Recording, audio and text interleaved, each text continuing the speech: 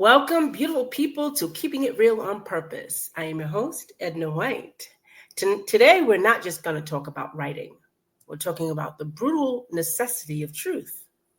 Our guest ventures into the shadows, the places where society hides its trauma and its rawest stories.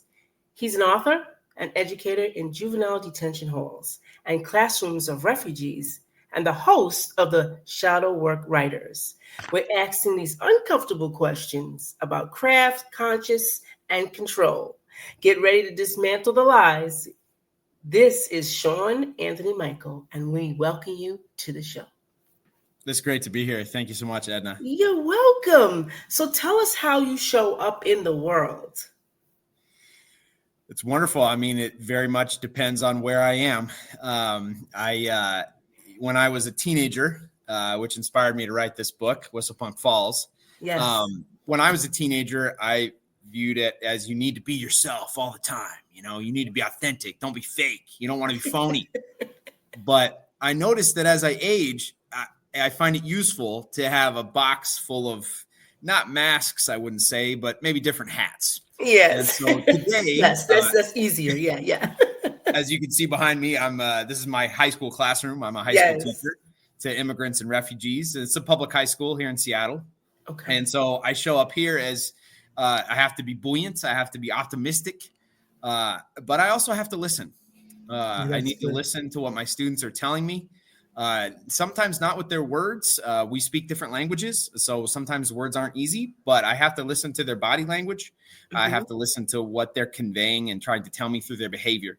And Edna, you might have heard this before, that behavior is communication. Absolutely. When young people are behaving in a certain way, they're trying to tell you something. Even if it's behaving in a strange way, like my character behaves in some strange ways. He's trying to tell the reader something. He's trying to tell his friends something and his family something. My students too. And so I need to show up with a big pair of ears to listen to my students. Oh, yeah. Okay. That's really good. I love that. I love that you speak to students and get them at their best stages, even though it may look like it's bad. It's the best stage. It really is, because you can intercept that and make a change. So I love that. I agree. And I think that adolescence was, I think Flannery O'Connor said, if you survive past middle school, you have enough to write about for your whole life. Oh, absolutely. And I tend to agree. I think for me, high school was a beautiful time. It was the best times, but just like Charles Dickens says in Tale of Two Cities, best times, worst of times. Yes. It was the best. I made some of my best friends. I texted with one of my high school buddies today. And I made some of my best friends then, but I also had some of my darkest times. Yeah. Talking about writing, because I know you showed your book back there. Show it again. There you go. Okay. So talking about writing, what's one of the dangerous, comfortable lies that you as a writer can tell? So, I think a comfortable lie is that something Steinbeck wrote in East of Eden. And I love that book. I love Steinbeck. He's a white-bodied author, and I'm a white-bodied author. And he said this, from the lonely mind of the man alone is where genius springs from. And it's like that's not true. Like that's not true. Like when I'm by myself, right. And it's paradoxical because writing is done often alone, right? But I need to have my readers read it. I need to have some friends, some loved ones read it, because sometimes they're messed up stuff that I haven't dealt with yet that comes out in my writing. Exactly. And I don't mean for it to, particularly as a white-bodied author, and I have some black and brown characters in my work, right? Especially with that stuff, I need to make sure that I'm having my people who care about me, but also people who aren't me, and that can look at it from a different perspective, to call me on my stuff. If I have some of my undealt business coming up in there, my biases or whatever that I haven't dealt with yet, or that I'm unconscious of. So I think that's the biggest comfortable lie. I'm enough. The lonely mind of the man, whatever I write is genius, and you won't buy it. maybe that in Hemingway's day or in Steinbeck's day. Yes, maybe, because nobody was reading it back then, but that's okay. That's so beautiful. That's so beautiful, but yet brutal. That is so beautiful, but yet brutal, what you said. I'm telling you. So what's one act of dismantling that lie can we do? Can we as writers, because we both are writers. I love that you are. And I can't wait to read some of your writing, Edna. I haven't read any yet. I gotta get on that. So I think that we have to share. We have to be bold. We have to be courageous. We have to share our writing with people we love, with people we trust, with people who are different than us. Mm-hmm. And definitely in the process of writing this book, I mean, I had 3 editors, 2 I paid. And I mean, even long before it got to that point, I had my wife read it. I had my best friend read it. And then I had some other folks read it too. And so, I had to share it. And that's can be nerve wracking and scary. Cause I think we carry a lot of shame sometimes about things we create and from past traumas we may have, or just, not feeling enough. We got to share it with readers first and then listen to them, right? Back to the whole listening thing, listen to their feedback. If that's uncomfortable, that part right there is uncomfortable. Yes. It really is. That part you just said is so uncomfortable, to listen what they say and take it and kind of, move on with it. Okay, let me use that to kind of make it better, or maybe use it later on to update the book or something, but that part there for a writer is so, I feel like the one thing I tell my students, or I've told my students in the past, is that, each piece of writing is just like every person, it has inherent worth, but it has infinite potential. Yeah. Some teenagers are like, no, I wrote it. It's perfect as is. It doesn't, it's like, it has worth. It is worth it. It is inherently worth it, but it has infinite potential for you to improve it as much as you can. I mean, it's true. I forgot what critic, and this is true for all writing. There was a critic who said, there isn't one young person on this planet that could improve a Shakespeare line or two. Like Shakespeare's stuff, it could be improved. You could absolutely improve almost everything, though, because nothing is outside of growing if you don't allow it to expand, and nothing's outside of that. Everything expands. Everything has the propensity to expand. That's really cool. I know that I don't know if you experience where you are, but they're kind of taking some writings out of schools and things like that, right? And I know that a lot of it is honesty. The books that inspire honesty, to celebrate culture and those truths and those things like that. What do you believe is crippling the pursuit of honesty for us as writers? Oh my gosh, that's so good. I mean, luckily I'm in Seattle, and so it's a very so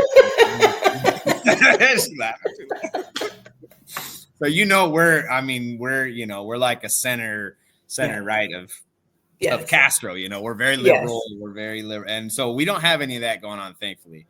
But I hear about it and it breaks my heart, because you read to expand your consciousness. You write to expand your consciousness. And if you're not doing that, why are you reading? Why are you writing? I took a risk, and I had a character who's Native American, and that process, was about a 10, 12-year period of expanding my consciousness to be able to write as a Native American person, as I'm a white body person. And so, I think that's, and what was your question originally?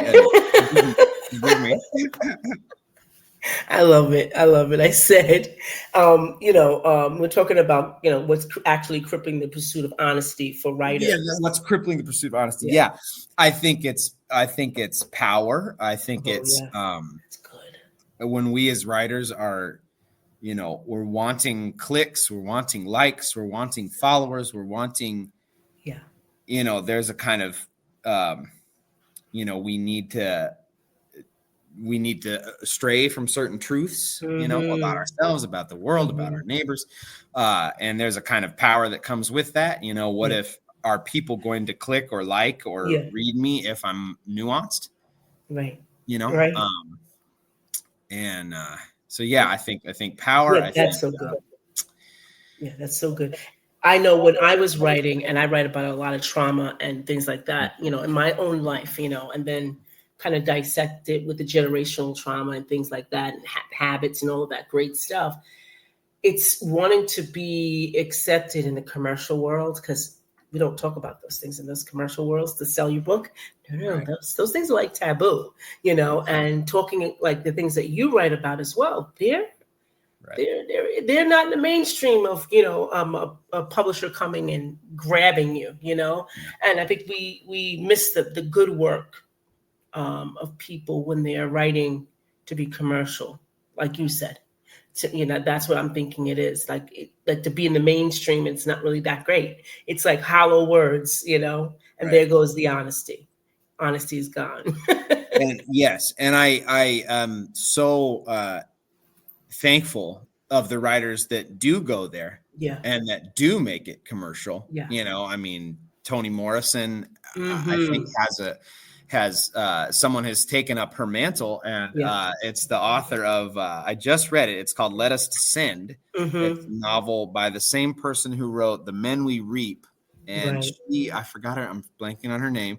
She's from Mississippi. She's an African-American professor. And she goes there. She goes to the trauma. She goes to, racial and gender, but also personal.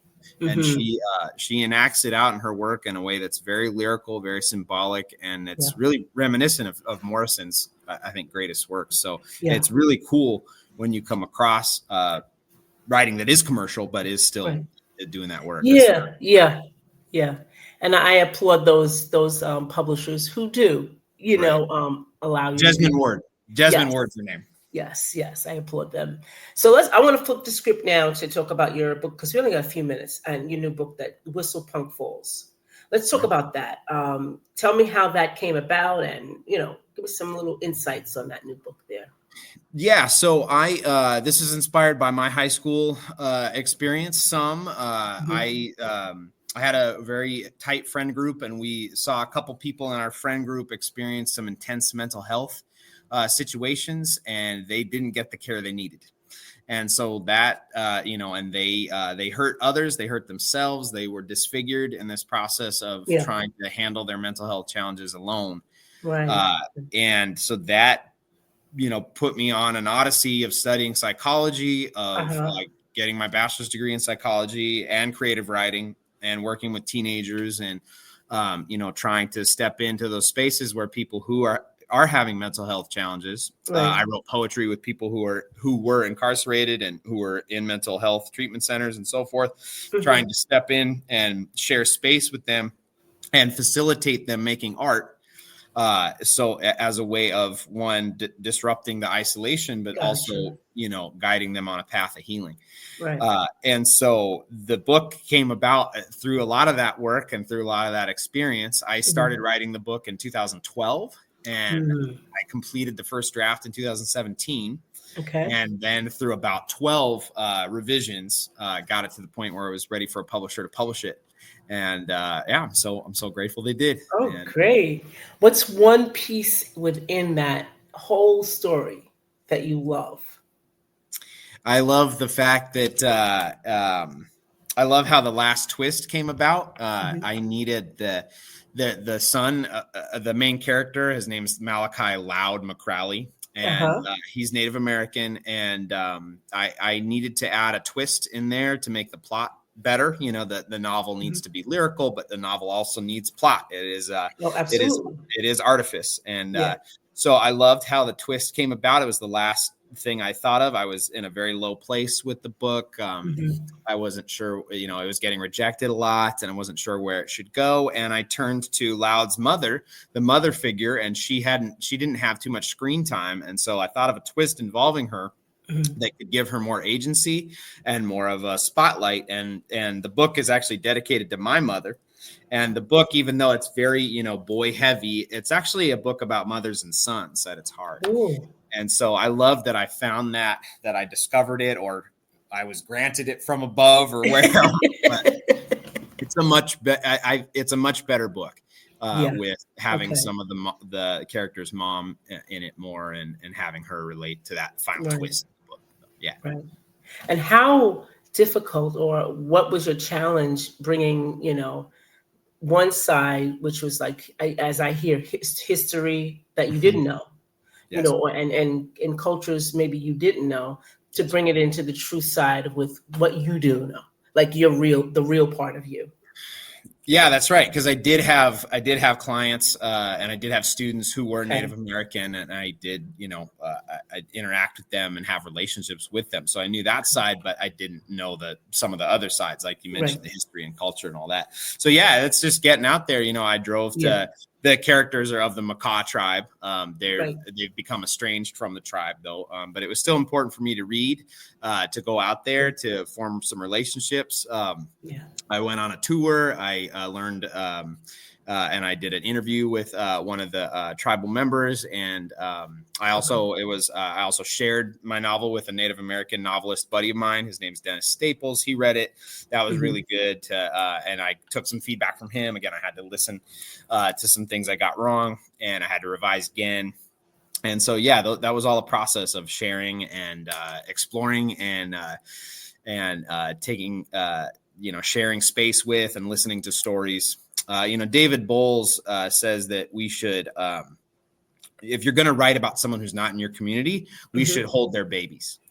And what I think he means, but how I enacted that out was by holding their stories, holding the stories of Native American people. That's right.